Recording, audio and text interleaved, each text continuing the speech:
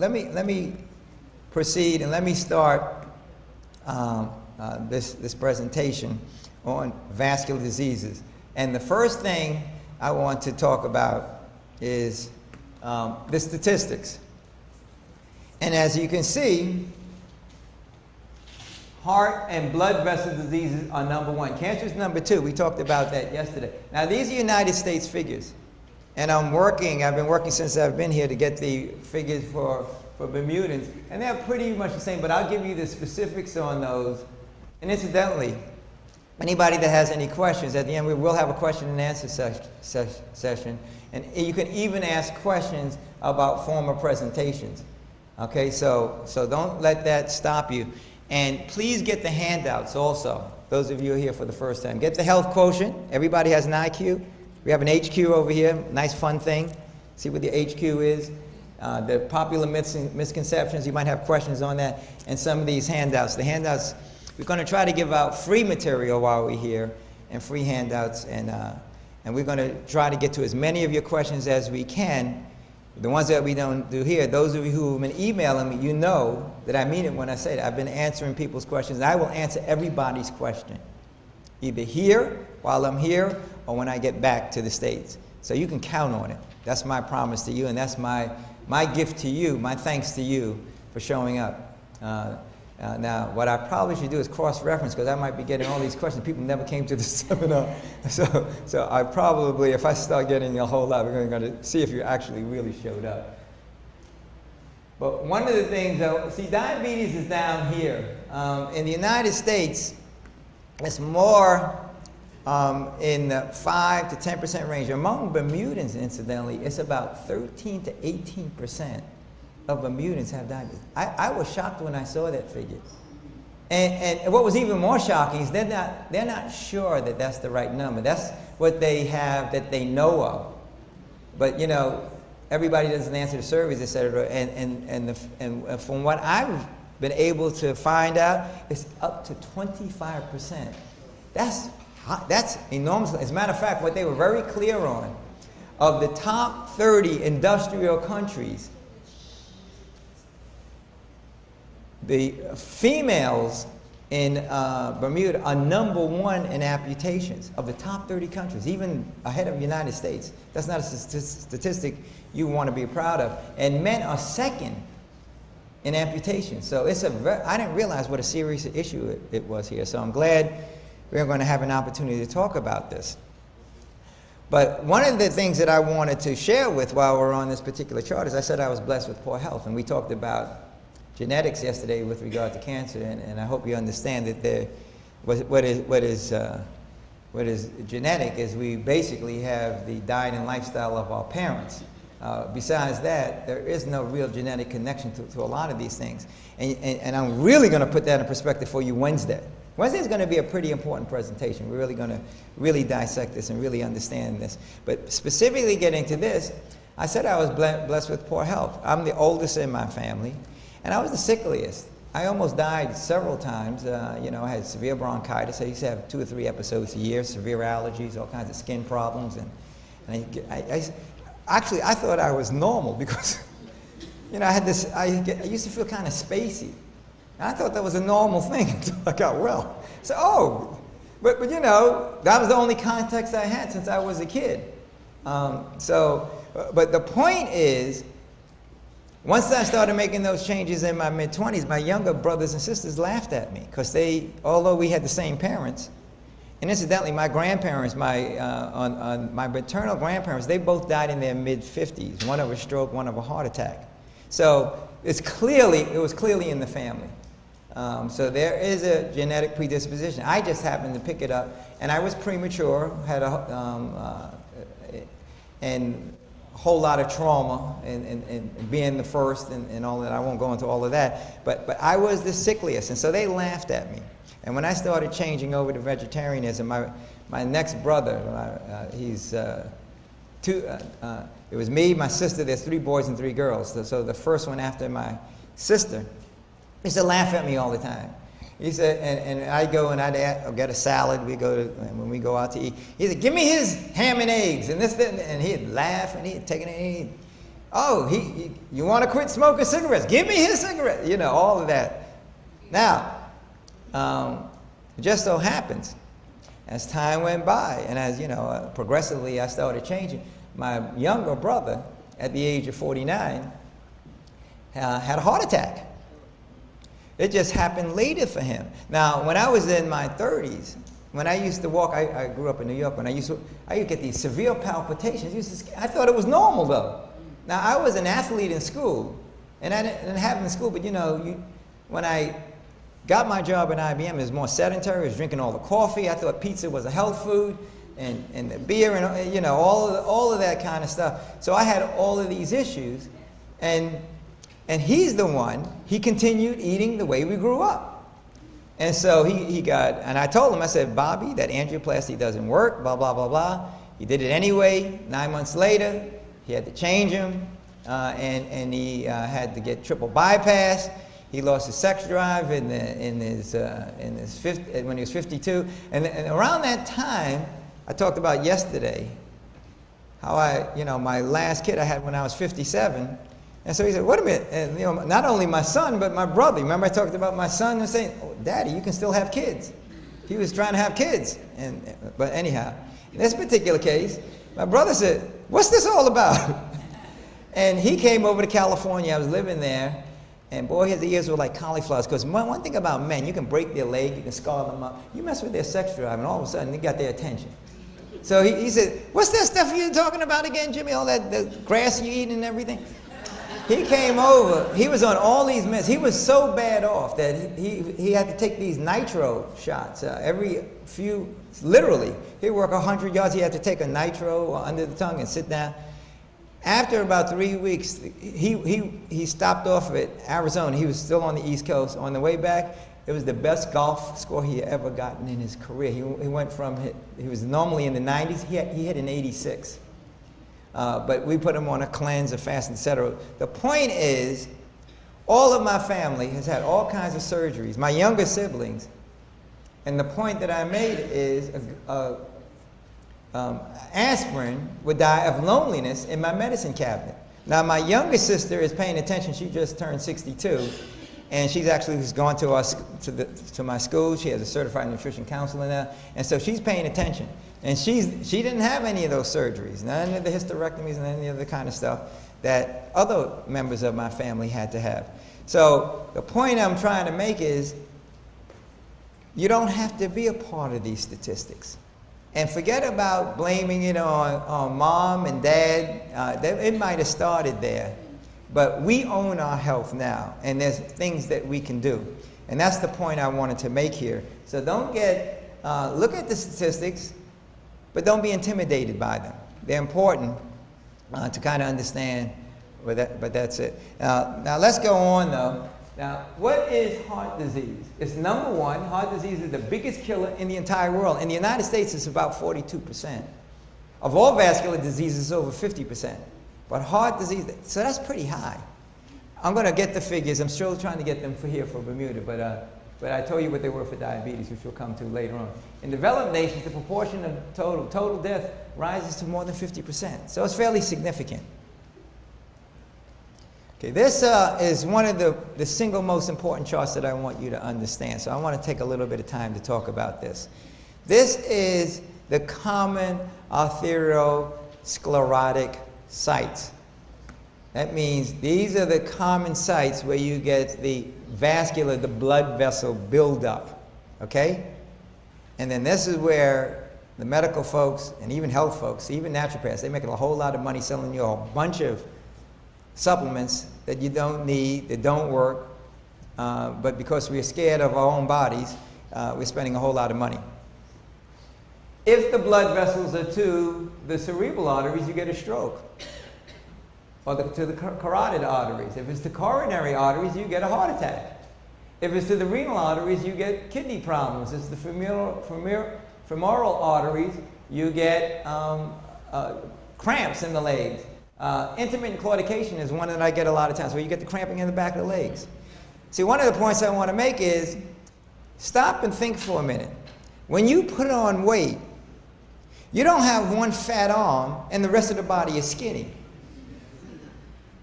Or you don't have one fat leg and everything else is skinny. What? The whole body puts on weight at the same time, doesn't it? And when you lose weight, one arm doesn't get skinny and then the whole body starts losing weight at the same time. When you have, and the reason why they call it a silent killer is because this is such a power, we are so fearfully and powerfully made that we can be over 90% blocked and still not know it. As a matter of fact, the first symptom in 1/3 of the cardiovascular deaths is sudden death. That's the first symptom, that you knew you had a problem. That's not too good for that 1/3. For the other 2/3, it should be a wake-up call. Okay, and I've had clients that have come to me after 2 and 3 and 4 heart attacks, and coupled with a stroke, and you know, they got all these other pains, but they don't pay attention to it. But see, the body is a whole body. It's not disparate parts, and that's the way we treat it. So that's why you have, we're going to talk about diabetes. People that get hypertension that doesn't take care of it, they usually wind up with diabetes and vice versa. It's the same, these are vascular issues. And then when we get to diabetes, we talk about how the micro blood vessels to the eyes and to the extremities, etc., they stop working, then you start getting the glaucoma and the diabetic retinopathy and the rest of that. So that's the first thing I want you to understand. So all of these different names are based on, see, we all are individuals. We have all individual IQs, we have different personalities, we have different body requirements and capacities.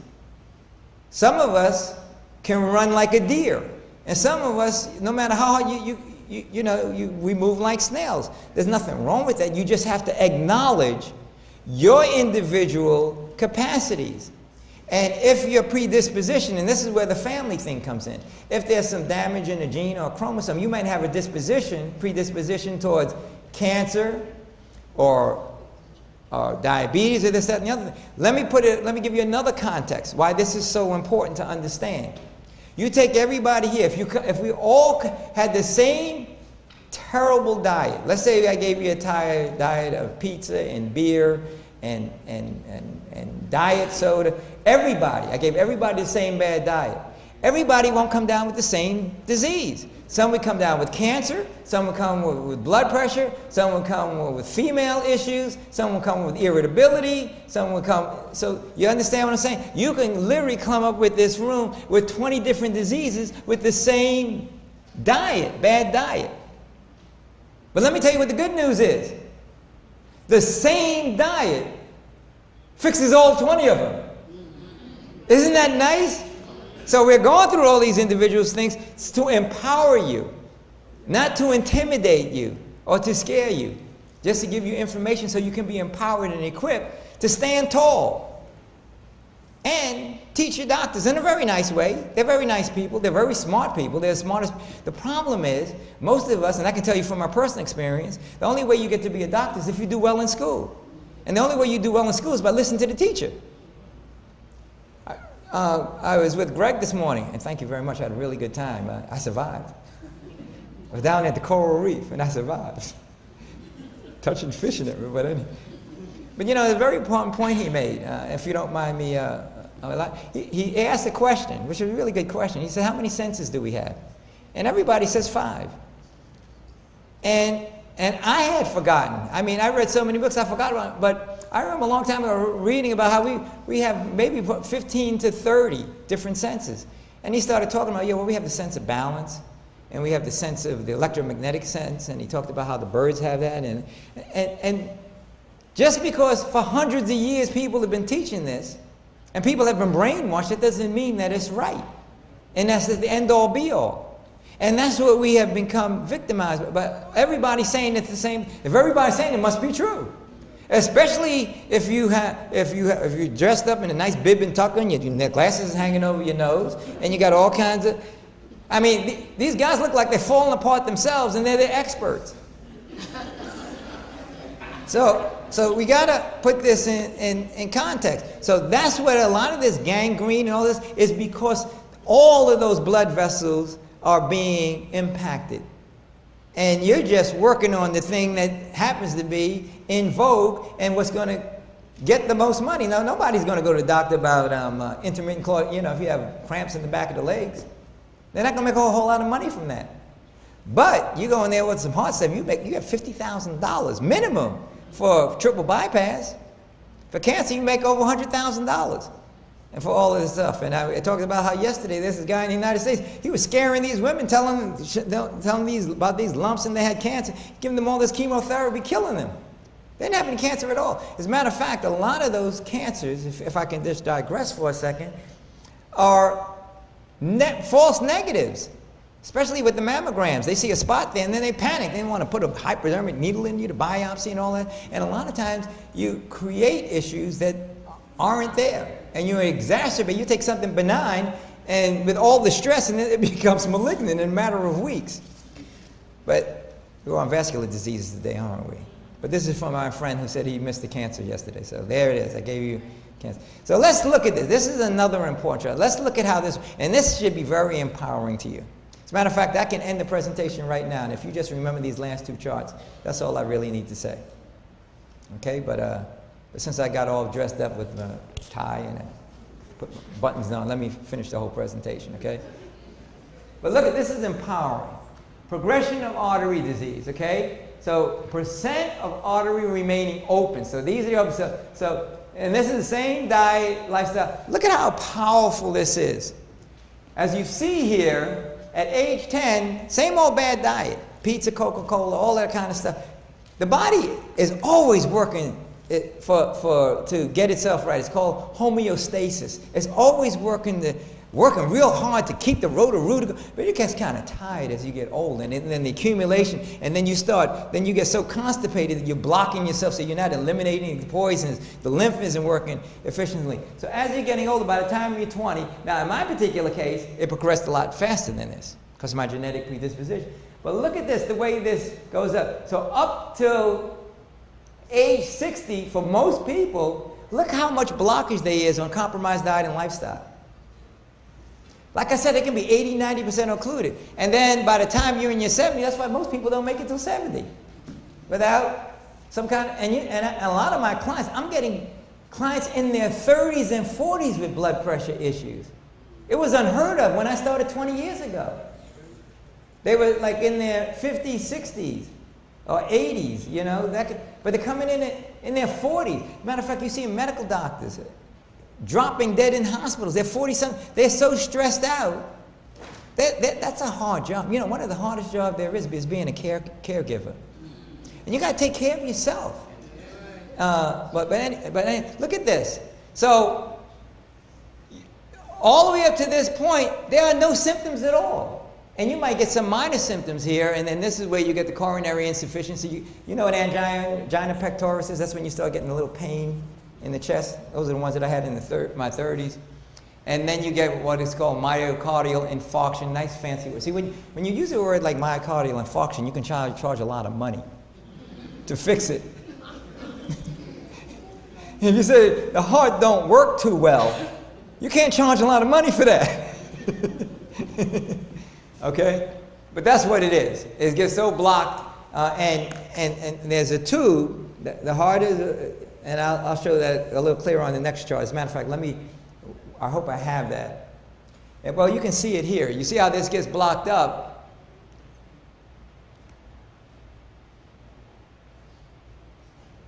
You see, what blood pressure is, this gets so blocked up, and the body says, I got to get the blood out there so the kidneys can work, the brain can work, etc. So the heart has to work harder to pump it through. That's what high blood pressure is. And that's a good thing. And what a lot of us want to do is we want to take a medicine to slow up the heart to think that we're okay. We're actually shortening our lives. We're clinically, well, we don't feel good. We're walking around in a fog and have all other kinds of problems, digestive issues, and etc. But the numbers look good. That's it. Don't get owned by the numbers. So that's what's happening there. And then when we talk about the different kinds of medications used, we'll see what the approach is for dealing with that. Okay, I do have this. So this is what a blood vessel looks like. And when you have these, the breakdown of the blood vessel, you have these degenerate, when you don't eat, see, what a lot of people don't think about, and a lot of people think that the issue is cholesterol. I'm going to give you some really late breaking news. Cholesterol is there to save your life.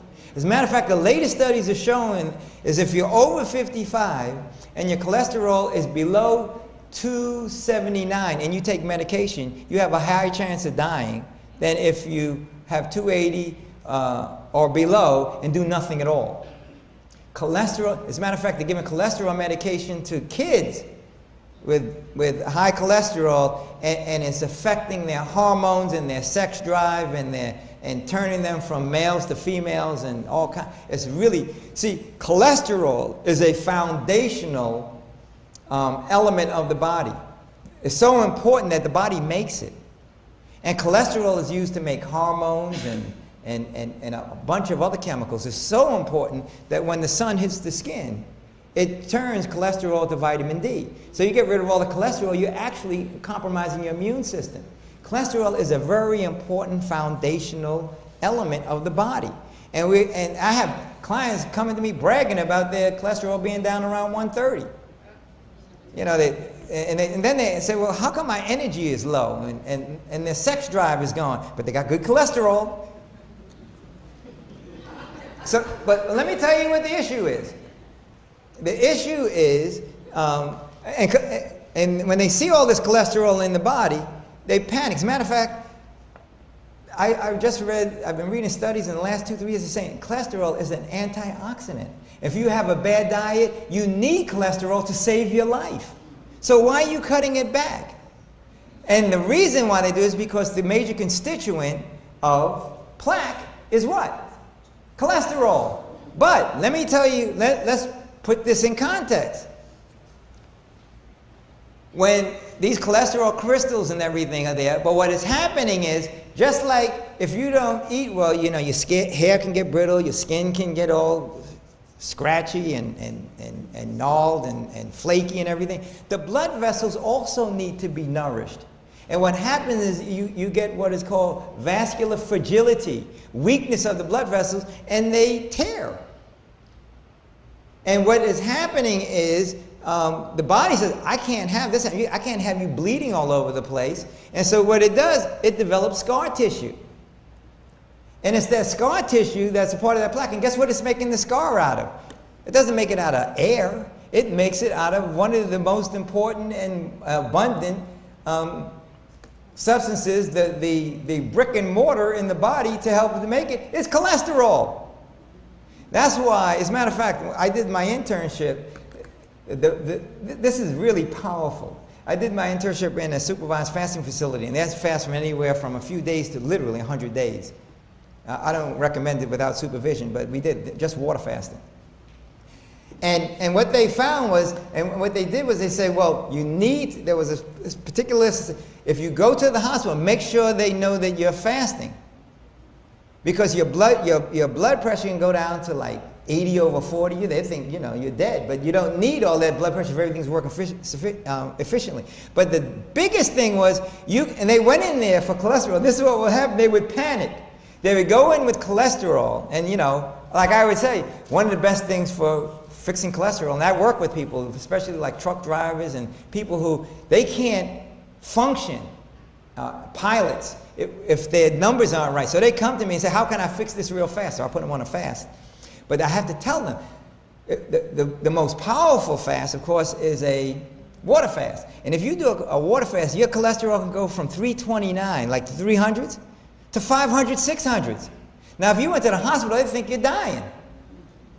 But they're feeling better, etc. But what is happening is soon, just like when you smoke cigarettes, all that tar and everything, when you stop smoking, those lungs start clearing out all the tar. And after 7 years, they were as pink as they were before you started smoking. The same thing happens to the blood vessels. So as soon as you stop assaulting it and breaking down and not needing the scar tissue heals up, it releases the cholesterol. And where does it put it? In the blood. It doesn't just disappear. And so they see all that cholesterol in the blood and say, wow. So a medical person seeing that, they want to put you on some kind of major anti-cholesterol medicine if they saw that. So you need to have some context. That's why you heard me say in the past, make sure you're working with a qualified professional and you have a little bit of knowledge, because some of this can scare you, even though you're getting well.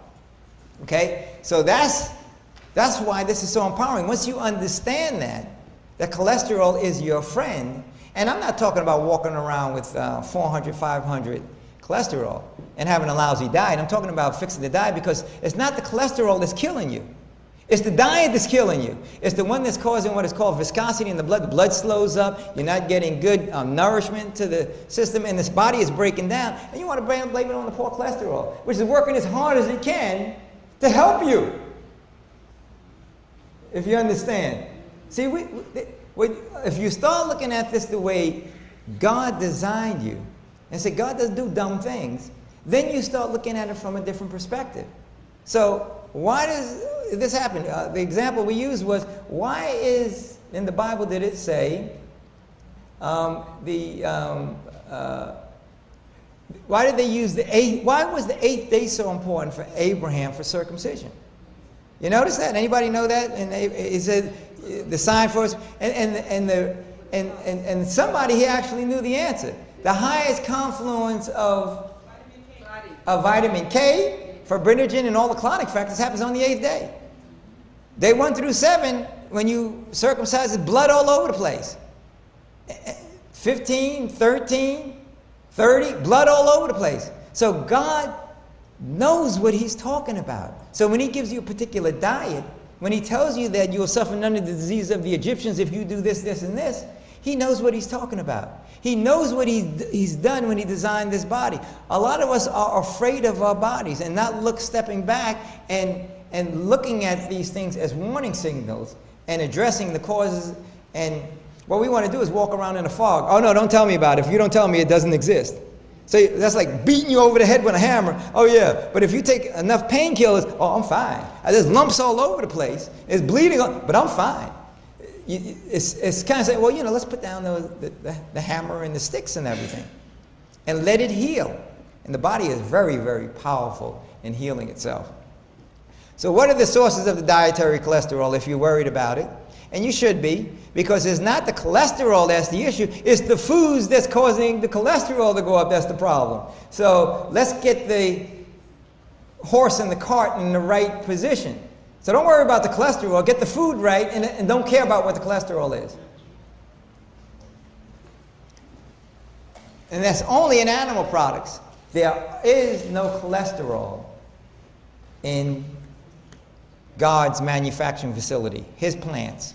His manufacturing facilities are fruits, vegetables, nuts, seeds, all plants that are the manufacturing facility for everything that we need to sustain our biological functions. Remember we talked about from dirt we came? And plants have the ability to eat dirt, take all the things out of the earth, air, water, and sunlight, all of the things that God gave us before he created us. And in that apple is all this stuff from the original dirt that we were made from, to pump it right into our body to sustain us. Okay? All right, cholesterol in foods. As you can see, how much is in fruits, vegetables, nuts, and seeds? Zip! And then you come into the milk, and I hope we understand the issue with milk. I hope nobody is trying to talk about how we're building strong bones and have any kind of positive benefit. And then you can see eggs are kind of high, and then some of the fishes, etc. And then there's I don't know anybody eating beef brains. But it's on the chart. That's the highest that we know of in cholesterol. And you can see all of these different things. And all kinds of foods contain cholesterol byproducts, custard mixes, pancakes, of course, cheese, lard. These things all promote the cholesterol buildup in the system. Now, again, I don't put this up here so that you're afraid of cholesterol, but these foods are not helping you. Where do these fit in the hierarchy of nutrients? This is a test now. And every now and then I'm going to ask you a question to see if you're paying attention. Where does these foods fit in the chart, in the hierarchy of nutrients? In the very bottom, in the processed foods. More specifically, in the man-made foods, not the God-made foods. God even made meat. Now, he made milk, but he didn't pasteurize it. And he didn't make cheese out of it. Okay, so the rule of thumb is the closest as it comes from nature, the better off it is.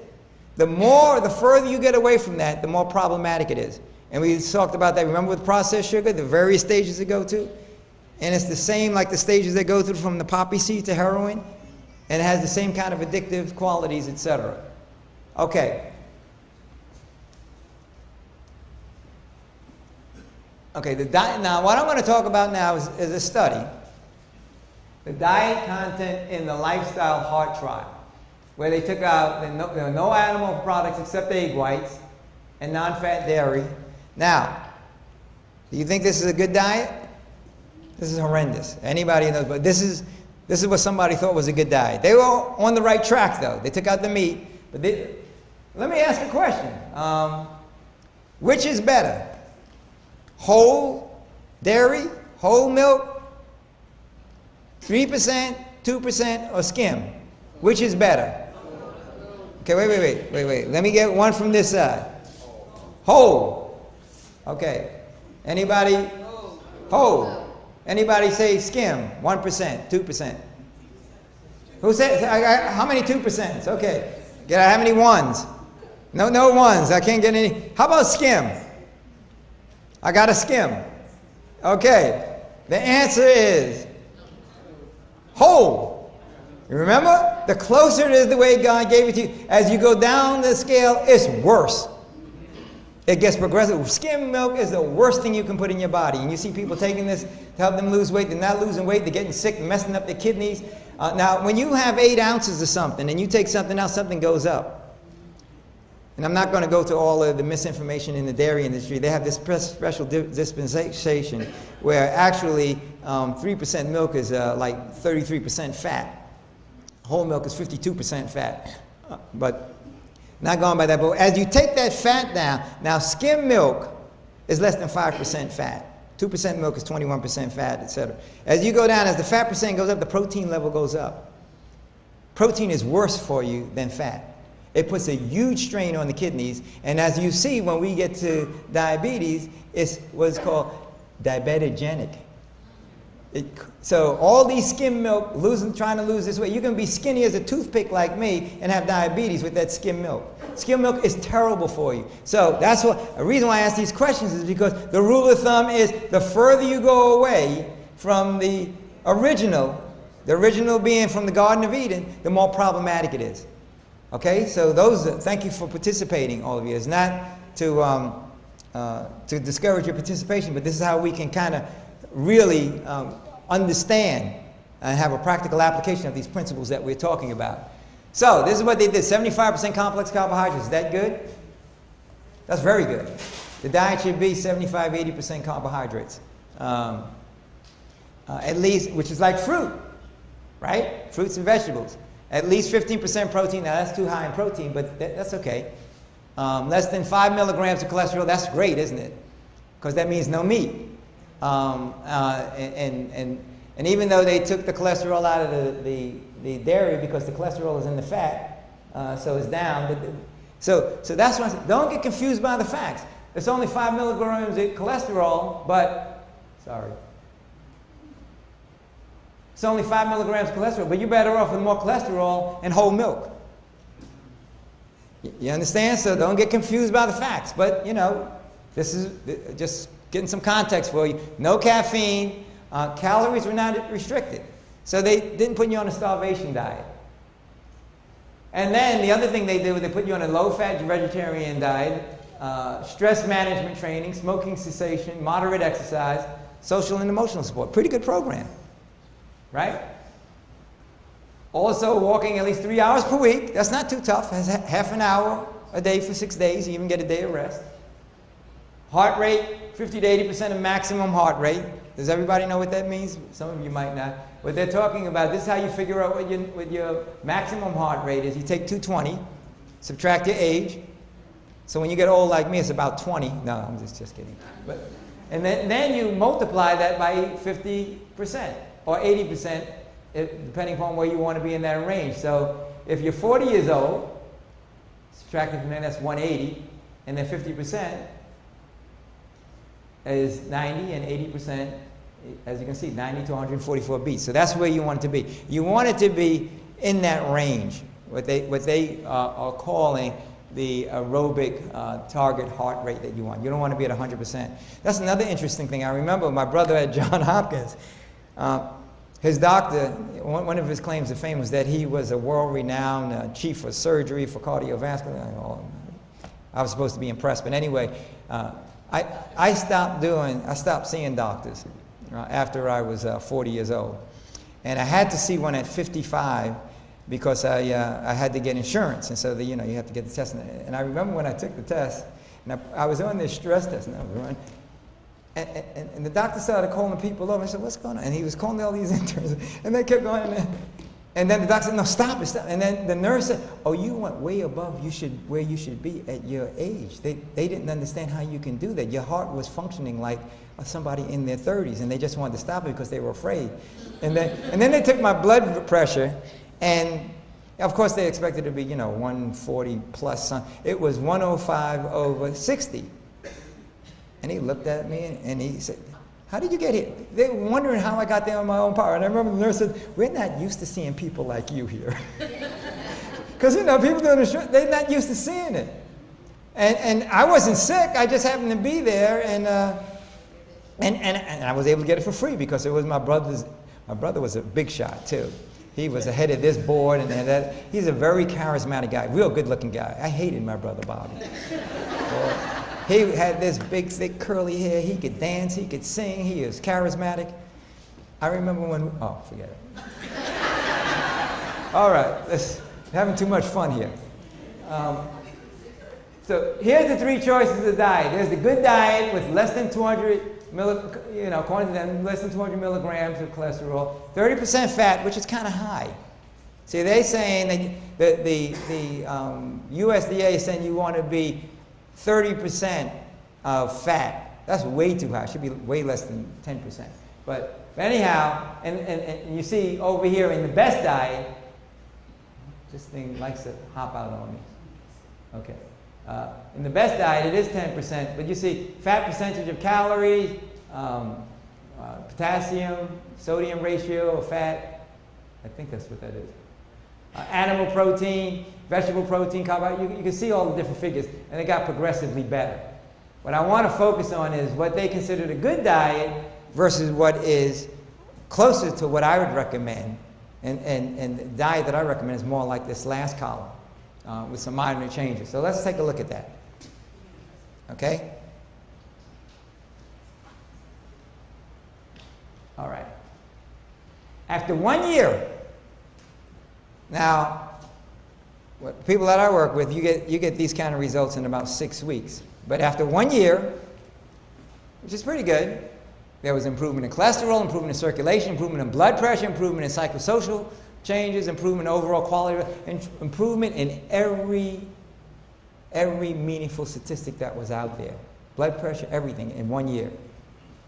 Now, what's important is, for the group that was at 30% fat, 200 milligrams of cholesterol, because they had the dairy in there still, right? This is what's it's interesting. There was a 5% decrease in total cholesterol, 5%. Okay? That's not a big deal to me. If it's 300, that means you went down 15 points. Okay? 5% decrease in LDL, which is the bad cholesterol. And then the angiography. In other words, what is the condition of the blood vessel? That's what an angio meaning blood. The angiography, the graphic measurement of the blood. There was a 31%, even with this terrible diet, there was a 31% regression in blockages. Remember we saw all that 31%, that's pretty good. Even with these poor results, 31%, 16% had no change at all, but 53% still had progression with that diet. You see, so for 47%, it was okay. But for 50, they still had some progression. 3.4% diameter overall progression in the plaque buildup. Now, look at the results of the 10%. This is really powerful. Okay? 24% decrease. Now we're talking. Okay, so that same 300 cholesterol is down to 225. That's significant. You know, another interesting thing about cholesterol, I remember when I first started with this, if it was below 240, you were okay. And I used to be talking about that. I was talking to that to my clients, and then about 10 years ago, I'm seeing these people on medication, and they were like 210. I said, what is this? They changed the number to 200. And you know what? They make it a broader marketing. You know, it has nothing to do. And people, it just went right over their head. There's no studies to demonstrate that there was any significance. But anyhow, 37% decrease in the bad cholesterol. And look at this. This is what's really powerful. 82% regression. 14%, only 4% had progression. I can live by these statistics. 4% versus 53%. This is fantastic. This is good news. And increases in blood flow, etc. You know, there's many charts that I have in this, but I don't want to confuse you with a lot of facts. I just want to give you enough to be empowered. You see what I'm saying? This is empowering stuff. Now, the diet that I put you on is superior to this. But this is not too bad. This is the medical profession's approach, which is not bad. It's a good diet. And this is pretty good. It's not bad. But, you know, I want this to be like 0.4%. Nobody's 100%. And this number, and the numbers we get are well into the 90 percentile of regression. And it's not in a year. It's a matter of weeks. That's how powerful the body is. I wanted to do this for Seventh-day Adventists, because since this is, I happen to be in a Seventh-day Adventist church. But you can do this with any group. We can do it with Japanese. You can do it with Chinese. But this was particularly significant. If you look at those, and everybody thinks the Seventh-day Adventists are all vegetarians, but they're not. And what it shows is, but these figures, let me see if this is working right. Okay. For some reason, this isn't showing, but those that are meat eaters, 56% of them had percent of them still had problems. Those that were lacto-ovo-vegetarian, I don't know why the figures aren't coming up, the number is 39%. Those that are strict vegetarians, 14% of them have cardiovascular issues. And I bet those 14% are doing some other things that they shouldn't be doing, like those fake meats, which is actually worse. So if you're going to eat, so which is better? Hamburger or fakey burger? What is it called? What is it called? Wham? Scram? What is it? Help me. Rubber chicken?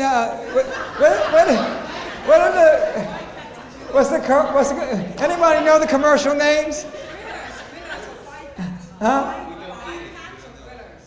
Grillers. Oh yeah, they'll grill you all right.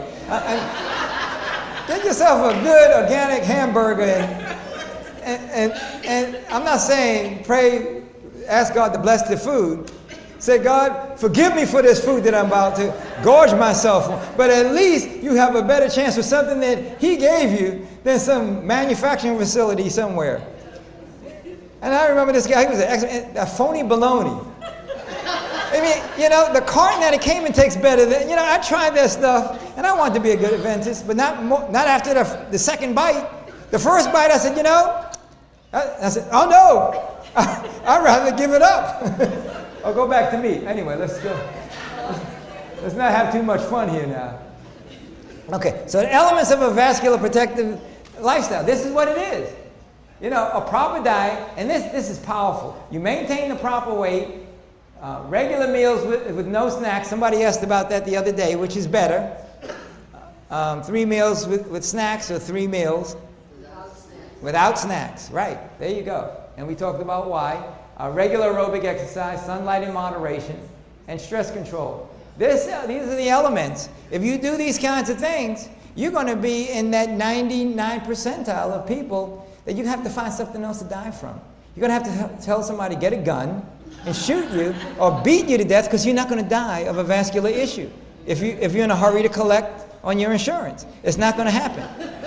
On the other hand, if you want to have a nice legacy to leave behind, you get a $1 million policy, and then you eat all that other food, and in about a year or so, they'll be thanking you while you're in the happy hunting ground someplace. Okay. All right. So let's talk about now treatment of vascular diseases. There's two approaches. There's a conventional approach, and then there's a comprehensive lifestyle approach, which is what I'm going to emphasize, and then there's the allopathic or conventional medicine approach. I'm not going to spend a whole lot of time in surgery. You know what that's all about. I mean, as a matter of fact, my brother, it was funny. After they did the triple bypass, he said, Jimmy, I didn't know they cracked open your heart and your ribs and they pulled your heart out. He said, and he even told his doctor, he said, Dr. Gottlieb, you got me once. I'm not coming back here again. They take a blood vessel out of his vein. He didn't know. He didn't even know. And I remember when he was in the hospital, I was in California, I was explaining all this stuff to him about how it doesn't work. You know what he said to me after about 2 hours? Elisa was there. He said, Jimmy, stop talking to me. You're making too much sense. I'm here in the hospital. I can't go anyplace. They already took my blood. And when you start talking about it, and he was giving all the gibberish that he was feeding, and you start talking to people in English terms, they figure it out. So, pharmaceuticals. There's three types of pharmaceuticals that are used for blood pressure, right? There are ACE inhibitors. Any nurses or doctors here? Because I need you to straighten me up. Oh, yeah, there you go. You can help me out, Linda, if I get this wrong. The ACE inhibitors, beta blockers, and calcium channel blockers. If you notice, what is the key word in all of them? They're inhibiting and blocking. They say, I want to stop your body from telling you that you got a problem. So the calcium is what your heart needs to work hard. So it's stopping the calcium from going. The heart says, I need to work hard to get through the blood vessel. So it's oh no, stop that. The ACE inhibitors, or the angiotensin II inhibitors, they got all these big old words. They're stopping things that are stimulating the heart to work hard. Or they give you what are called vasodilators, things that's going to open up the blood vessel. Now, there are powerful natural vasodilators, like niacin. I don't recommend it, isolated niacin. That flushing, it opens up the blood vessels. But that's what it is. It's those three types of drugs, and it slows down the heart. That's the idea behind a lot of these blood pressure medications. And it slows it down so bad that it causes problem with the kidneys, etc., and then they need to give you these diuretics, which even complicates it more. So that's what the medical approach is. It's either surgery, if you have a heart attack, or a major cardiovascular incident, or it's the pharmaceuticals, or it's the diuretics. Okay, what I want to talk about is the more natural approach, obviously, and it's the preventing, the prevention approach. And what's interesting about this, if you notice, we talked about cancer yesterday. This is what the American Cancer Society's recommendations are, and the American Heart Association's recommendations. You notice anything interesting? They are exactly the same. What they're telling you is diet and lifestyle that's causing both. And so you can have cancer and blood pressure at the same time. You can fix them both at the same time. You don't need to have any specific thing. You don't need a specific cancer protocol or lupus protocol. The same protocol, that's what I'm saying. If you just adopt this diet and lifestyle, you cure every single disease known to man. Chronic diseases. Now there's one issue it will not heal. We're going to talk about that Wednesday though, okay? And so the whole medical approach is for treating the symptoms, right? And not the causes and contributing factors, okay? And you can see they're nice people. Look, this guy's hustling. Probably hustling over to the bank to cash his checks. But they work hard, they're cleaning up all the mess that we bring them, and there's still a problem because from a naturopathic standpoint, you say, well, wait, let's time out. We don't have to work, so why don't we just turn this off over here? Why don't we just turn off the problem? And you can save a whole, and those are big hospitals with a lot of people there. And if you take care of the problem, there'll be fewer hospitals. I wonder how we got along for thousands of years before hospitals were around. Okay. The 3 drawbacks to heart surgery, aren't there? It's only a temporary fix. My brother figured that out. He figured out, and he finally, and you know, the sad thing about it is they basically say, well, you need to change your diet. That's what my brother told me. And I said, well, what they tell you to do? He said, well, that's it. They tell you you need to have a better diet. They don't have a clue what to tell you after that. That's the end of the sentence. Now, this guy did tell him he had to be more of a vegetarian, but he thought that popcorn was vegetarianism. You know, so you really got to get a context. So you're not really fixing the underlying causes and contributing factors. And there's permanent side effects that can occur, and the cost is prohibitive. And I always say, you know, if we didn't have health insurance, hospitals would be empty. But that stuff is expensive. The medications are sometimes like 1,600% higher than the actual cost. 16,000%. Some of these costs are ridiculous. They'll take like a 2-cent thing and they sell it for $150 a pill. I mean, it's absolutely ridiculous. And it's money and insurance and it's corporatocracy that really runs the world. It's not, in the United States, it's not Republicans, it's not Democrats, it's not Libertarians. I don't know what the government is here. It's corporations. They run everything. Money talks. And it's sad, and it's in every field. It's in the political field, it's in the health field, it's in the religion field even. It's money, it's politics, and unfortunately. Okay. Now this is what the natural treatment for the vascular issues are. Now everybody, we gave you a 2-page summary for both vascular and for cardiovascular and diabetes. Don't go through them right now, but you should be able to have a little bit better context after this. But there are dietary factors, like the right kinds of foods, and supplements that help a lot. These are kinds that we use, and you see the niacin over there. Garlic and onions are very powerful, and ginger. These are real powerful herbs that you can have in your diet every day. And then you see right at the bottom, herbal digitalis HCT and herbal heparin. Okay, or Coumadin, or whatever you want to call it. Well, I'll tell you what the alternatives are. And then on the lifestyle, you know, fresh air, you got to give up the smoking. Sunlight, actually sunlight actually helps with blood pressure. Sunlight alone drops the cholesterol and the blood pressure by about 5 points. So the nice thing about this natural thing is a synergistic effect. And it's even more than that. It has to be done in a comprehensive way. It's not like, you know, pick one from column A and 2 from column B. You really need to do them together as a package if you want them to work right. So, for example, if you do all of this good stuff but you don't get enough sleep, it's not going to help you. Because of the way the body works, you need to build up, which is during the rest period. The anabolic stage is only during rest. Catabolic is what, you know, tears down everything. So it has to be comprehensive. But it's a very powerful, comprehensive, synergistic approach. So sufficient sleep. Contrast showers. Well, my sister has her blood pressure episodes, and she panics out and want to go to the doctor. There's 2 real simple ways of doing it. If you take a hot bath, it'll drop your blood. As a matter of fact, when I do it, my blood pressure goes down to below like 80-something over 40-something. But mine's low to begin, but it drops it. It plummets. So a hot bath, and what's really powerful, and this you should try if you come home from a hard day's work, and you want to be fired up and ready to go, take a contrast shower. You know, 2 to 3 minutes, or 1 to 2 minutes in the hot, 15 to 30 seconds in the cold. Now you have to do it 3 times for the therapeutic effect. It's a blood massage. You know, when you massage your body, you feel really good. If you massage your blood vessels, it pumps all that stuff out and it gets everything up to the brain, gets all that oxygen and all that blood and everything, all those nutrients you need. Contrast shower is free, except for the cost of the water that's going.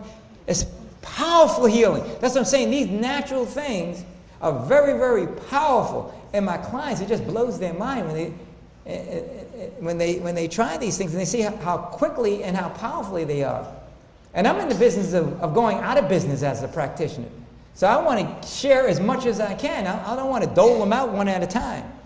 I want you to be empowered. I want you to fire me. I'm trying to retire. I got 2 young kids. Buy my books so I can put them through college. That's all I want you to do. So you can get well. Avoid exposure to toxins, etc. Now let's talk about talk about the herbal digitalis. Here's my herbal digitalis. Now hawthorn berries is my favorite. Now, let me put this in context for you. The ones I use are hawthorn berries. Anybody know what uva ursi, juniper berries, and buku root are? Those are natural diuretics.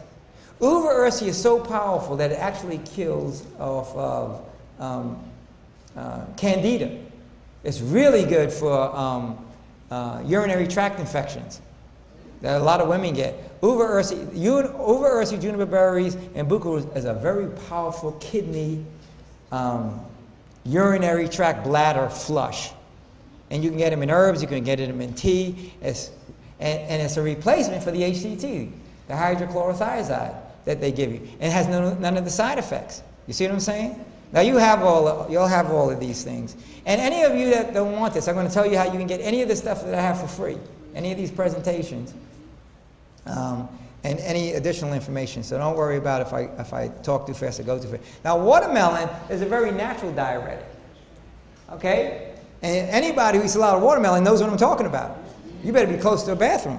It flushes you out very nicely, and if you can, get the seeded. Which is better, seeded or unseeded? Seeded. Right. The seed, and eat the seeds. There's a lot of nutrients in those seeds. So, nattokinase, you know what nattokinase is? You know what? Anything that ends in an ASE is what? An enzyme. Amylase is an enzyme that breaks down carbohydrates like potatoes and rice and things of that nature. Protease is what breaks down protein. Lipase is what breaks down fats. Nattokinase it's like Pac-Man. It eats up the plaque in the blood vessels. So this is what I use. So people are worried about the thickening in their blood vessels. I put them on this kind of, get them some nattokinase. Magnesium is very good for relaxing, not only for the intermittent claudication in the back of the leg, but it relaxes the blood vessels. It relaxes you. You see what I'm saying? So these are things part of an herbal way of replacing the pharmaceuticals. And this is what I use. I use, based on what the person's issues are, etc., I use hawthorn berries and some combination of these other herbs. The other one that I like a lot is cilantro. Cilantro is a very good chelator. It attaches to and pulls heavy metals out of the body, which can be putting a stress on the system. Burdock root is like a broom that goes out and cleans out the blood. Burdock root tea. Butcher's broom is really good for women that get the varicose veins in the back and the spider veins. Butcher's broom is very good for venal insufficiency. It helps the blood flow. See, so there are natural things that you can do to improve the vascular integrity. And as I said, hawthorn berries, a lot of people, even medical doctors that I talk to, I don't know why I was surprised, but they didn't know that in hawthorn berries there are 3 ACE inhibitors, 3 beta blockers, and 3 calcium channel blockers. A lot of people don't know that. At least those that we know of. Think about God's medicine. They're things that we haven't even discovered yet. You saw that chart that we used in the last 150 years. The progressive what we've learned. Things that we haven't even learned about, God has already given us. Rosemary is very good. That's very good for the brain, too. Gotu kola and ginkgo biloba are very good herbs for improving the oxygen carrying ability of the blood. And you know, gotu kola and ginkgo biloba is usually used for the brain. But remember I said we're whole. So anything that works to the blood vessels of the heart, guess what? Works the blood vessels of the brain and everything else. So that's the other thing. I'm glad somebody brought it up. You know, we want to be very specific like medicine. So if you have this issue, you want to have this medicine. The way God does it, these herbs have multiple uses across the spectrum.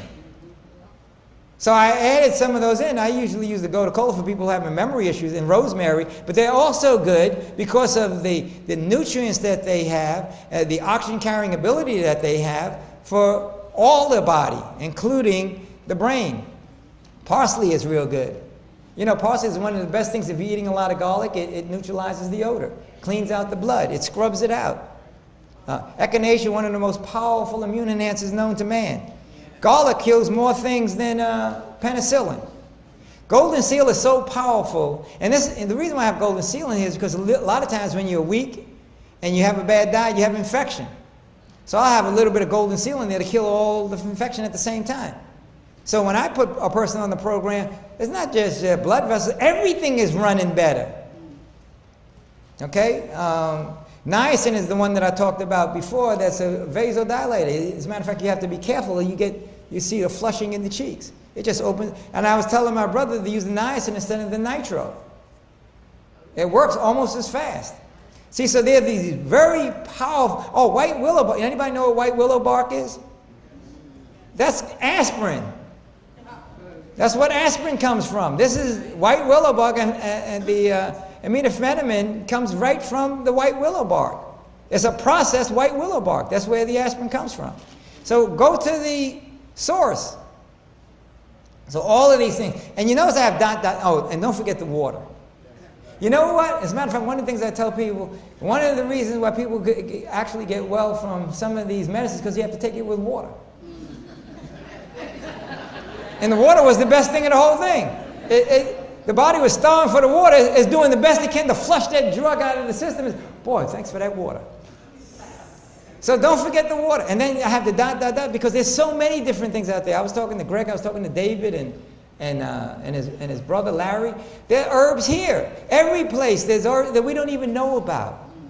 Animals know about it. You see them, they go in the corner and they'll eat up on some leaves or something when they're sick. They stop eating. You try to feed a dog when he's sick, he goes,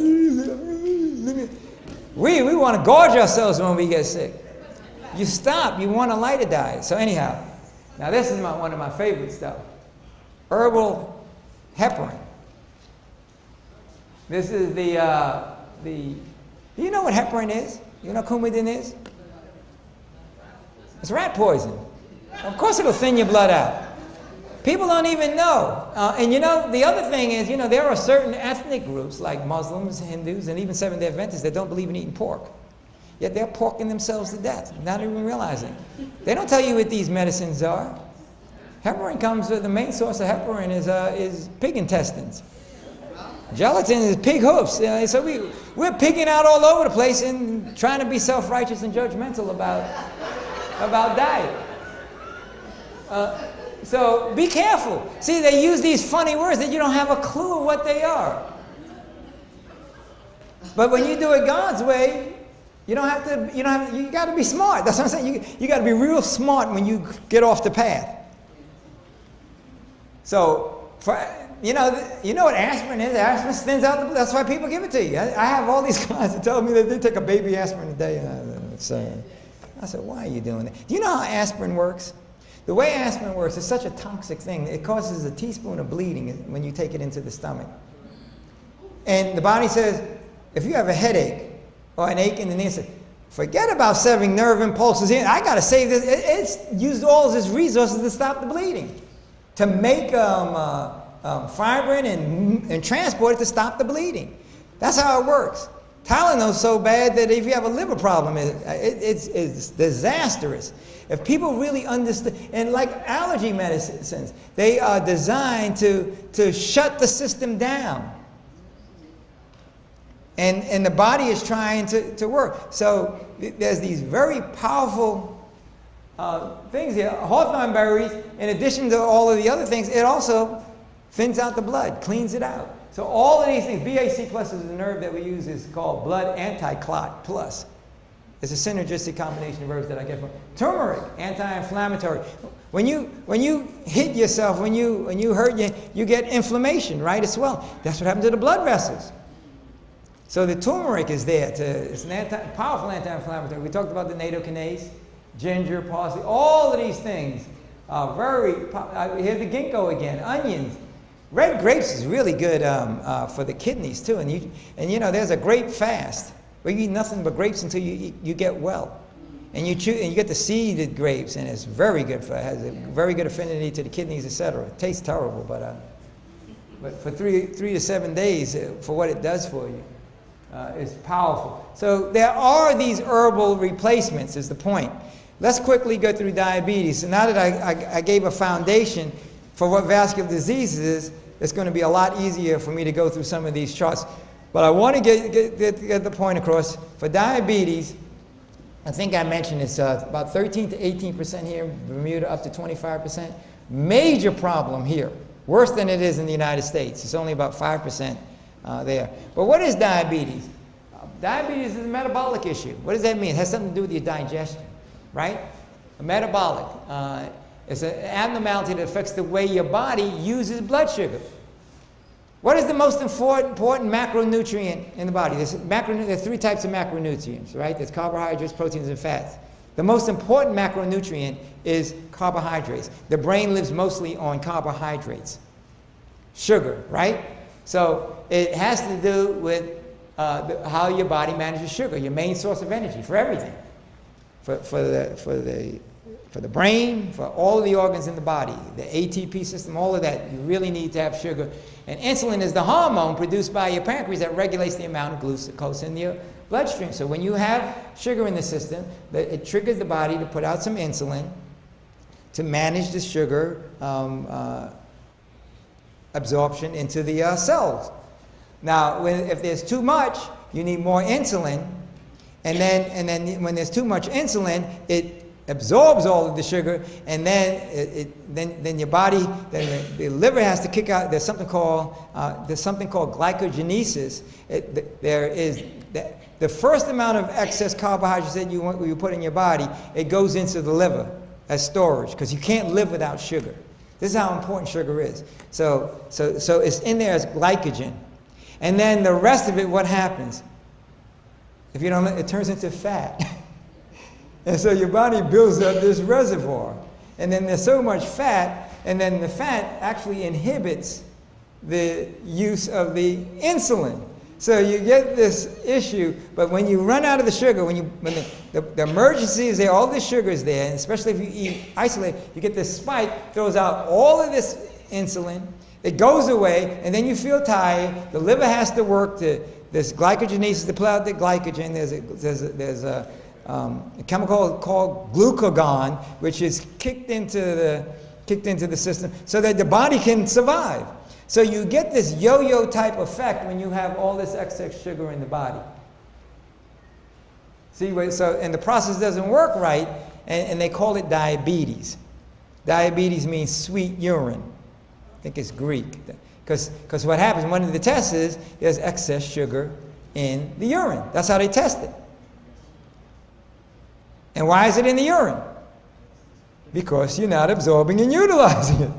Okay, so that's what diabetes is. The body is not getting the sugar, and you're not getting and the sugar is so important that, and the blood vessels need it, and the micro blood vessels, and so down at the extremities, since you're not getting it, that's when you start getting the peripheral neuropathy.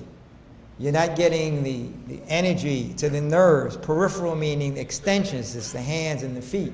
And they start first, and if you're not getting nourishment there, they start to die, and you start getting gangrene, and it starts working up and up until they have to cut a leg off or something like that.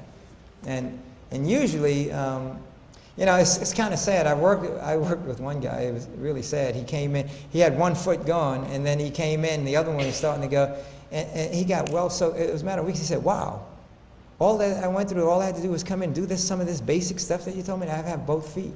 One of my best clients, he was a 55-year-old, I'll never forget it. He was a 55-year-old guy. I don't know why he ever came to see me. I'm a Christian. This guy had tattoos all over the place. He had rings in every part of the nose, ear. I said, "What? On his chest? He can't. Why are you coming?" They said, "Well, this guy said I should come and see you." He had a toe that they wanted, that was almost like, there was like no bone in there. And they said that they have to cut off his foot. His only claim to fame is he wanted to ride his bicycle. That's the only, and so he said, "Well, if you can help me, I'll do whatever you tell me." Everything that they was telling him to do, none of it was working. In the final analysis, he had to get that toe cut off, and I remember I saw him 3 years later. Guess where he was? He was at my favorite health food store, riding his bike. He was one happy guy. And he saved the rest of his foot. But you can't recreate bone. We couldn't recreate the bone, but we were able to stop any of the other regression. And even though there was pain and numbness in the rest of the toes and foot, saved them all. He just couldn't rebuild the bone. But it's very powerful and very important. Now, Diabetes complications, there's a very close relationship between diabetes and cardiovascular disease and vice versa. It's the same body. So the body is breaking down, and you know, the way the body just goes through is according to your genetic predispositions to say, okay, we got this, and now he's going to work on this, and it just keep going through, take care of your reproductive system, your lungs, so it just start breaking down everything in a you know, in a one at a time fashion. So there's a quick relationship there, and then blindness where you start getting the diabetic retinopathy. And there's some really great exercise that you can use to actually cure the retinopathy, even while you're going through the diabetes elimination, the insulin. See, what happens is when you start getting I'm working with people that have like 20, 30, 40 units of insulin. The ones that are on like the glucophage and glybrazide and the medication, they're a lot easier. But once you start getting the body adapts to those drugs you use. So it's just like a heroin addict. You have to wean yourself off of it, but you can't. Nurses love this stuff because nurses are real smart people. And when they start seeing this stuff, as a matter of fact, who makes the best naturopaths? Nurses make the best naturopaths. They're so smart. They're the real caregivers. You know, the doctors are the one with the big checks and the big money and the big... Well, who's doing everything? It's the women. It's the nurses. They're the caregivers. They make the best naturopaths because they already understand the concept of care. And as soon as they learn about something that really works, women have always been smarter than men anyway. They just don't like us to know about it. Remember I had this person for women only? They get out there and they do this. They're the best naturopaths I know. They're geniuses. Even the ones that run the lifestyle center. The women are the best. Agatha Thrash. All these women are amazing. But blindness, kidney failure, neuropathy, that's what happens as it progresses. And increased risk of disease. Your whole immune system is compromised. Of course there's infection and gangrene and GI tract, the gastrointestinal system, and the joints and everything. They're all related. Excuse me? Medical? Oh, metformin. Oh yeah, that's a drug. Yeah, that's another one. Yeah, there's metformin, there's glucophage, glybrazide. You know, it's funny. It depends on who the pharmaceutical company is getting the biggest check from. They just change around. There's no direct relationship as to why you use one over the other a lot of times. And I have clients that they tell me, well, I started with this and it did this to me, and they keep going until they find one that works. I have some that are like on 3 or 4. And the body just says, well, I'm just so tired of you punching me and beating on me, I'm going to make believe that I'm okay. So there's all kinds out there. But look what it does to you. Your life expectancy goes down to 5 to 10 years. Remember I said we want to add 15 to 30 productive years to your life. Yeah, I'm going to give you back 5 to 10 years just by doing this here. They're telling you. It's not even me saying it. And they're not going to give you back 5 to 10 years with medication. Not quality years. You'll be in some fogged stupor, making believe that you're going through life. Contributes to over 160,000 deaths a year, 2 to 12 times greater risk of heart disease. We talked about that. Increased risk of stroke. See, all of these are vascular diseases. Number 1 cause of adult blindness, encourages cancers, accelerates ages. They're all related. It's the same diet that causes cancer, causes diabetes, etc. It's just that we have genetic predispositions and genetic capacities that are different. Type 1 diabetes, we'll go through this very quickly. It's a disorder in which the body does not produce enough insulin. We talked a little bit about this yesterday, actually. It's an autoimmune disease where your immune system attacks your pancreas, which is interesting. And what do you think is the number 1 thing that causes your immune system to attack your pancreas? It's not sugar. Milk!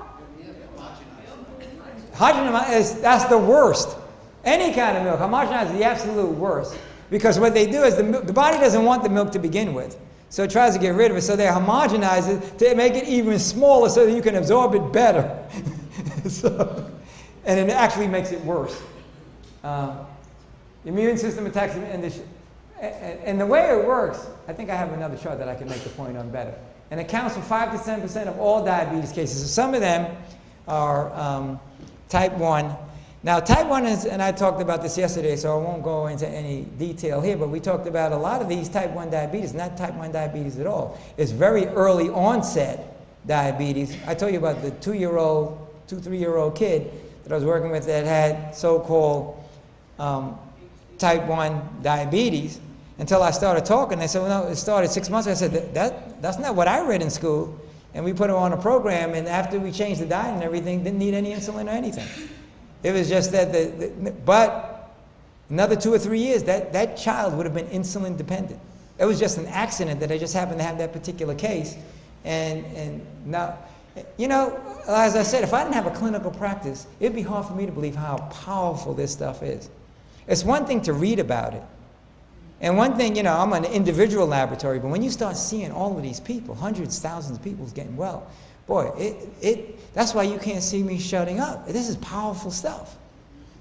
And hopefully you guys will get, some of you will get it. Some of you, no matter how much you're told, you're still not going to get it. But that's okay. Now, look at it. Cow's milk in infancy may be the major, maybe it is the #1 cause in infancy. Coffee during pregnancy. Coffee is not good for you. We talked about that in the presentation on Saturday. But ingestion of nitrates also is very problematic. What are nitrates? Those are the things in the cold cuts and in salad bars. You got to be very careful in salad bars. That's what they do to keep it fresh and make it looking green and all that. So be very, very careful. I was with Martha today. She said, I don't like to eat out. I like to know what I'm eating. And that's true. A lot of times, and that's one of my biggest failings. I eat out too often, more than I should. I should be making my own smoothies and my own food. You don't know what they're doing back there. And I really get concerned when I see, if I cook get a cooked meal and it's hot when it comes, I say, I wonder if they microwaving it. And you know, you want to be as respectful as you can when you go out, but you don't know what's going on back there. So those nitrates and cold cuts, you know, they're in the business of keeping it fresh and making it look good and maybe taste good, but it's not really good for you. So those are the kind of things that contribute to type 1 diabetes. So, what are the causes?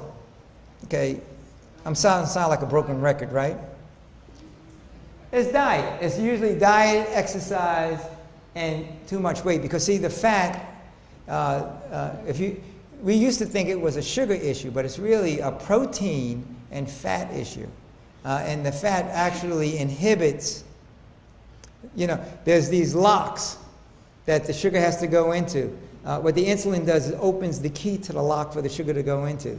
What fat does, it blocks it and doesn't allow you to open the lock. So the sugar can't get in. So you get rid of that's why you get rid of the weight, the excess fat, and you have a better chance of having that insulin work. There are a lot of people that are insulin sufficient diabetics. You know what that means? That means you're producing more than enough insulin. It's just that it can't work. Now, when you exercise, it stimulates the body also to want to, the cells are craving for the sugar, so it knocks the fat out of the way and pulls the sugar in. You see, so there's this synergistic effect of proper diet, exercise, and fat control. And yes, there is a hereditary predisposition, but it's not a death sentence. It's not a sentence at all. It's just a matter of understanding what your particular capacities are and requirements, and working towards that, not your neighbors, not your fathers, not your brothers, not your sisters, but yours. And you can learn that. I know pretty much what I can and I can't do. I told you yesterday about, you know, they told me I was allergic to 103 different things, including my first wife. I'm not allergic to any of those things anymore, including my first wife. But actually it was her cologne. It was true. So, it was so bad, I was afraid of food. How could you be allergic to 103 different things? And I have people, yeah, don't get me started, this eating for your blood type. And they said, this is a naturopathic doctors are making way more money than we have people convinced that, oh, based on your blood type, you can have fish. You know, I said, where is this coming from? There's nothing. And there's just a little, and actually I read the book because, you know, your clients tell you about it. and it contradicted itself. So well, if you have this blood type, however, if you're Chinese with this blood type, you can't. I said, wait a minute. You either blood type or not. And then you look at the animal kingdom. It's like in Job. He said, observe the animal kingdom and learn from them. You know, you take like horses and other animals. They have like 15, 17 different blood types. They all eat oats or grass. You don't see them say, well, I need a tuna fish sandwich today because I'm this blood type. I mean, some of these bizarre theories that people come up with. Okay, so what are the risk factors? We understand all of these. And race, you know the real issue with race is? What do you think the single biggest issue? There's two, actually. Since we were on it. I mean, everybody understands. The weight, everybody knows. Inactivity, everybody understands. We talked about family. Race, we didn't talk about. Age had nothing to do with age. It's the cumulative effect of a bad diet. Gestational diabetes is that all of a sudden you have a license. I can eat anything I want, and then you do all this crazy stuff. And then depression is because you don't eat at all, or if you're depressed, you want to eat certain comfort foods that aren't necessarily healthy. So, but what is the race issue? Who said that? What did you say? Diet. Yeah, you know, but diet, Caucasians also have the same. Yeah. What is the specific to? And I told you yesterday. One of them is. No, one of them is that people of color need more sunlight. Yes. And the darker you are, and people of color trying to live like Caucasians. Caucasians only need about 10 to 20 minutes. Sometimes, especially if you have health issues, people of color need up to 6 times that amount. And if you're trying to live, you know, the kind of lifestyle that we have now, where you're running in and out of buildings and you got covering all over the place. And the body is so powerful that all you have to do is expose your hands and your face and you get all the vitamin D you need.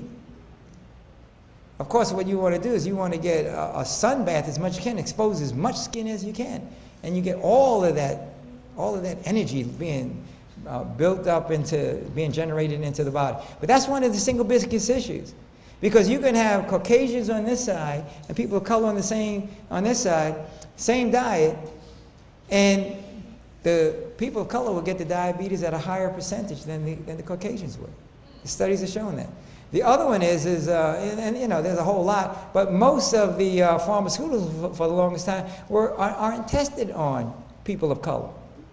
They're tested on Caucasians and monkeys and pigs and rats. And so it doesn't work too well for Caucasians either, but at least there's a chance. So there's a lot of things, cultural, economics, politics, has nothing to do with anatomy and physiology, with what God has given us. So managing your diabetes, okay, in almost all cases, of course, appetite, weight control, and exercise. That's basically the bottom line. As part of that, the handout that I gave you gives us kind of a synergistic thing. See, diabetes and milk products, we said this. Milk is diabetogenic. It encourages diabetes. Now, this is the way milk works. There's a substance in milk that the body abhors. And the body starts attacking it. It just so happens the beta cells in the owls of Langerhans. You know what those are? The beta cell, the owls of Langerhans is a combination of cells that reside in the pancreas. And those beta cells in the owls of Langerhans is what produces the insulin. They look just like this substance in milk. So in the process of attacking the milk, it attacks the beta cells. And it destroys them. No beta cells, no insulin. See how that relationship? So that's why it's so sinister and so difficult when you get type 1 diabetes. I believe, I've had like the 2-year-old and a few, and I've gotten people even on type 1 diabetes much lower insulin by managing the diet, etc. I believe that you can rebuild beta cells just like you can any other kind of cells, just like you can brain cells. That's like when you get a stroke. If you get rid of the harmful behavior, you start being able to talk again, and it takes a while. Sometimes it can take up to years. But I think you can restore those beta cells. And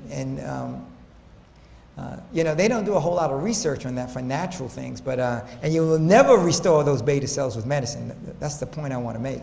You will never. Not sometimes, not maybe, never.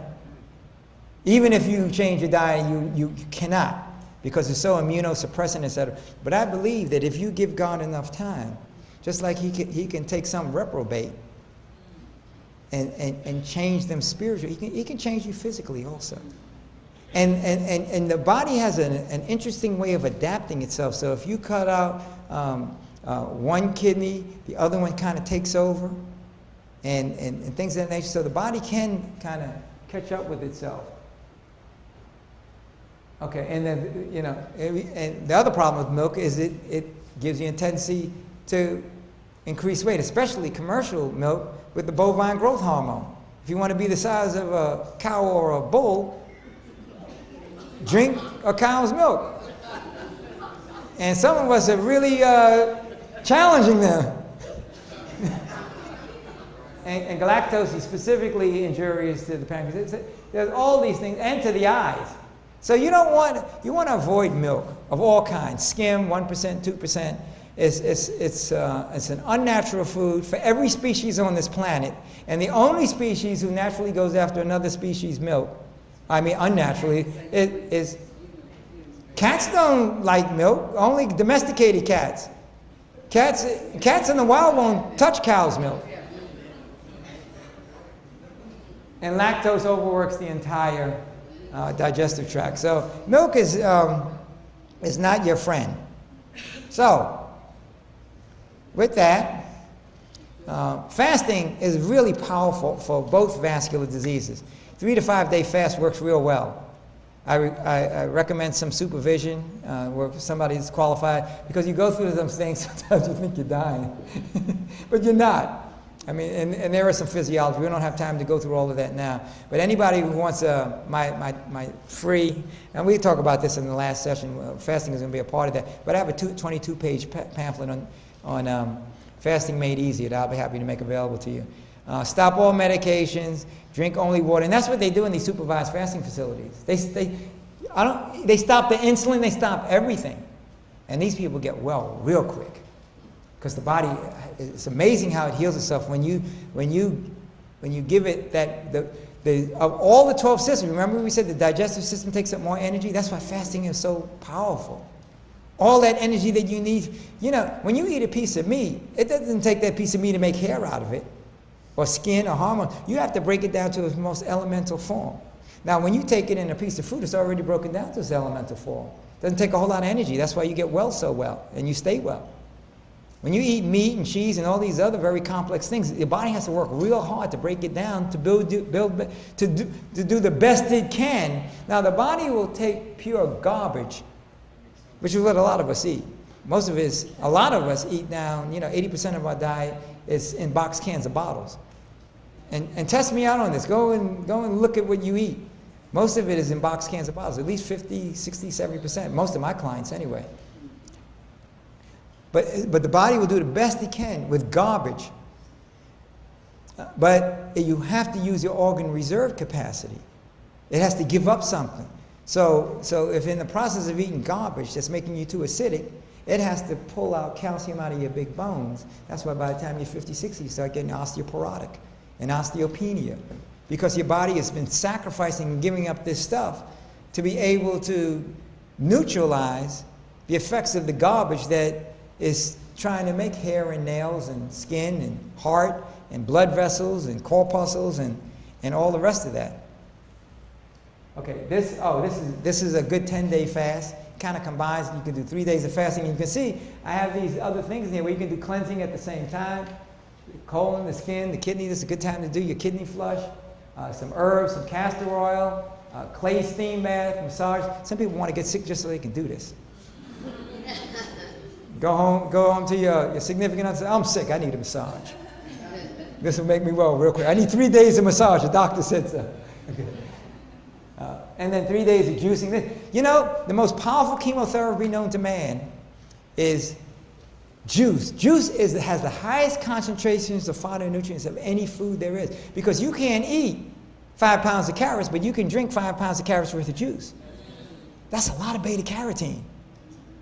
A lot of flavonoids and all kinds of terpenoids and phenols and limonene and all of that out of juices. Somebody asked about lemon the other day. One of the best things that you can do is start the day with some warm water with even a quarter of lemon. Gently wakes up the system, cleanses you out, cleanses the breath, wakes up the liver. Powerful stuff. So juicing is very, very powerful. And you can use things like garlic and cilantro and ginger. I make my juice with cilantro, ginger, and onions. And you would think it tastes bitter. But if you do the right combination, my favorite is apple, pineapple, lemon. And they used to be my favorite until I got that smoothie that I had to get. Boy, that smoothie was good. I wanted the recipe for that. But you know, you can make these nice, rich cocktails. Boy, you're fired up after that. As a matter of fact, they have to put a rein on you like, yo, wow, hold up. You ready to go. And you don't think there's a lot of food. It'll take you for hours. Now, not in the beginning, you get this empty feeling, you think that you're hungry, because the body's so used to this heavy weight there. So there is an adjustment period. And then you can do 4 days of raw food. This is powerful. You know, you add your sea vegetables, your probiotics, and then, you know, a little bit of love, joy, peace, and prayer doesn't help either. And you get your whole body, mind, and spirit revved up with a nice 10-day fast. Helps with all of these vascular diseases. And then everybody knows about weight control. So I'm not going to spend a whole lot of time there. Let's kind of wrap up with the herbal remedies for diabetes. And those that I highlighted, those are the ones that I use in my practice. The point is, I put a lot of things on there. There's a lot of things that work. There's a lot of things I don't even have added here. That's the kind of God we have. He gives you multiple pathways. And wherever you are, whether you're in Bermuda or China, cold countries, hot countries, Larry and Greg, they tell me about all these herbs that are right here that I had never heard of. And one of my doctors is in herbology. But I'm from the concrete jungle. I mean, I know it more from an academic standpoint. I can tell you about subways and trains and bus routes in New York City, but a lot of these, I wouldn't know what a hawthorn berry looks like. I know it works, though, and I know this. I envy you guys that know plants, what they look like, and feel them and taste them. I mean, that's the real science. And they give me a doctorate for this, and there are people that waste. I mean, Larry and his brother, they was showing me that they're smarter than me. Yet I got this fancy thing, and they'll listen, but I know how they work. And more importantly, I use them. Okay, so Gymnema sylvestri and Momordica are which is bitter melon, they're very, very powerful. What they do is they help with either insulin production or helping the insulin to work better. Okay? Cinnamon, all of these work real good. Chromium and magnesium are really good. They really have an affinity for the pancreas. And I also use digestive enzymes because a lot of the problems that we have is the food that we take in and they're not being broken down. That's because of the timing of our eating, the overeating, and the biggest problem is food combining. I usually like to do that is a very powerful set of principles. I'm not doing it in this time, but I spend a sufficient amount of time, 7 to 10 pages in my book. And you really, if you want to get I'm going to cover most of the things in the book, but one of the significant things I won't be covering, unless I make some changes, I can figure out how to do it if there's any interest. A lot of people aren't interested, but proper food combining is very important. And poor food combining causes all kinds of fermentation and putrefaction, which is proliferates parasites and candida and a whole bunch of other issues. So it's a significantly important item. And the digestive enzymes, because people do eat too much and they're poor food combined, the digestive enzymes is basically a good supplement to supplement your own body's enzymes to help you to break down the food. So I do this as a transition for people while they're trying to improve their diet and lifestyle. Because as I said, I don't tell people to go and empty out all the cupboards and throw away all their food, but to make good, intelligent replacements as they go out. And so here is the natural treatment for diabetic conditions. And if you look at it, it looks just like cardiovascular, except for the herbal insulin at the bottom. And for herbal insulin, we have another cocktail. What happened to my herbal insulin? Oh, there. Okay, I thought I had it. There it is. All these great things. Bilberry is very good for the eyes. bilberry, lutein, blueberry. The ones that I have highlighted are the ones that I use. But the point is, there's a lot of, there are many, many ways in the natural field of addressing these health issues. That's why I put a few things in there. And I spoke about most of these. But this is my herbal insulin. And I basically use this with proper diet and lifestyle, and you can start seeing the insulin levels coming down, down, down, down, down. And another very powerful one, I hope I have the chart in here. Yeah, diet, lifestyle change. Oh, no, I don't. What did I do with that? This is a very important, well, I guess I don't have it. I'll tell you what it is. From a dietary standpoint, it's the eating late that's the biggest problem. And for a lot of diabetics, the same amount of calories, even if you're on a 4,000 calorie diet, if you just take that and end the last meal, sometimes you have to go to as far back as 3 p.m. And that's in terms of understanding how the digestive system works. And when is the digestive juices the strongest? And when should you have your biggest and most complex meal? Breakfast. I hear lunch. Dinner? Okay. Lunch wins it. Between 10 and 2 is when the digestive juices are the strongest. Just when the sun is high. Just like the waves that go in and out, your body has these circadian rhythms, these biorhythms. And there's this big myth that's being perpetrated by some people who think they're health experts, who are misrepresenting some very important information in the Bible and my favorite author. But breakfast is the most important meal, but it shouldn't be the biggest meal. It's very important because it starts you off and it helps you to break the fast, etc. But the biggest meal should be at lunchtime, when the enzymes are the strongest, and the enzymes get progressively weaker after 2. And so by 8 o'clock, when most people are eating, that's when you're in a whole different phase. The body wants to start assimilating when we're asking it to digest. Now, you can swim upstream, but you're putting a lot of stress on the digestive system. So your biggest meal should be in the middle. So what I do is I just take it down. And some diabetics, especially the ones that are on the metformin, the glucophage glyburide, you just manage the timing of their meals without even changing what they're eating. And their blood sugar levels get better.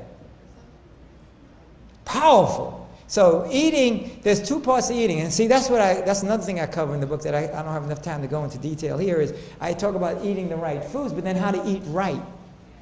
No liquids with meals, the timings, the circadian rhythms. So understanding the physiology and working with that. Okay. So take your health into your own hands. And God gave us the cure a long time ago. The biggest vitamin we're deficient on is vitamin O. Vitamin obedience. All we have to do is trust and obey. If thou wilt diligently hearken to the voice of the Lord thy God, and will do that which is right in his sight, and will give ear to his commandments, and keep some of his statutes. It's not multiple choice? It's not fill in the blanks? All of his statutes. I will put some of these diseases on you. None of the diseases upon thee, which I have brought upon the Egyptians, for I am the Lord that healeth thee. He gave us the answer a long time ago. And it works. And that's what all these principles are about. And the Egyptians had the same problems we have today. Okay. So in summary, conventional approaches to vascular diseases address the symptoms and not the cause, resulting in progression in blockages and pancreatic dysfunction. Vascular diseases, however, respond extremely well to diet and lifestyle. And you get the regression of the blockages, the improvement in the metabolic function, etc. So that's, we ran a little bit late. I thank you so much for coming. And let's remember, whether we eat or drink or whatever we do, let's do it all for the glory of God. I know some of us have to go for the questions and answers, but if you have to go, what I want you to know is that you can send me your questions at info@IIOM Online. And there's some free downloads at the website, IIOM Online. And for those of you who have to go, I'd like to thank you very much again for coming and spending the time with us.